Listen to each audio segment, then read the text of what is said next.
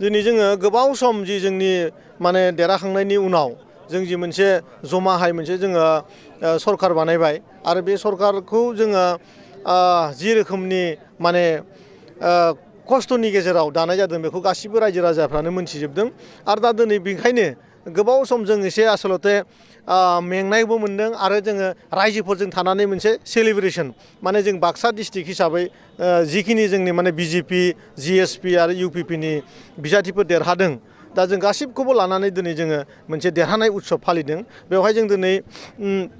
दामनाय देनायजों लोगोसे गासैबो माने जोंनि बे बाक्सा डिस्ट्रिक्टनि माने हारिमु आयदा माने गान खनग्रा देंखोगिरि मोसागिरि गासैबो जों गासैखौबो खावलायहरदों आरो दिनै बिनि मोनसे गोग्गोम जोंनि रंजानायनि दिन जों फालिदों आरोखि दा फैगोन जुदि समाव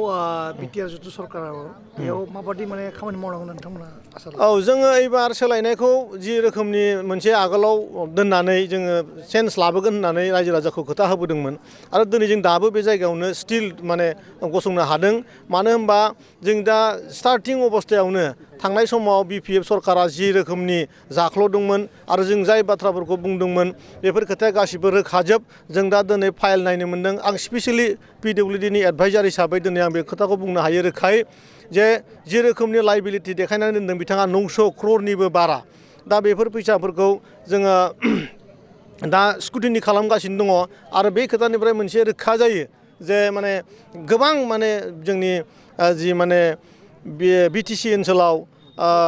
बिखया आमला पिडब्लिउडि जि अफिसारफोर दंमोन बा इएम बा बिथां शिबा गावनो दंमोन बे समाव बिथाङा जे एबार रोखायैनो माने जेलाव थांनांगोना बे एकदम माने रोखा जानानै दंथारो जों नुदों जे नोंथाङा दा पिडब्लिउडि सार एडभाइजार बे एडभाइजार हिसाबै गिबियावनो मा रोखोमनि नोंथाङा लामा मावगोन आं बुंगासिनो दङ जे जोङो एबार फैगौ समाव जोङो एबारनो जोङो सरकार गठन खालामनायनि उनावनो 700निबो बारा किल'मिटार लामा जों नैबे फैगौ एसेम्बलि इलेक्सननि आगोलावनो रायजोफोरनो मावनानै होगोन मानो होनबा जों सरकाराव जनाय लोगो लोगो जोंखौ जोंनि स्टेट माने बिजेपिया अननानै मोनसे समानै मोनसे बिजेपि जिएसपि आरो इउपिपिएलजों अननायनि गेजेराव मोनसे गुडविल होननाय मोनसे मिशन जोंखौ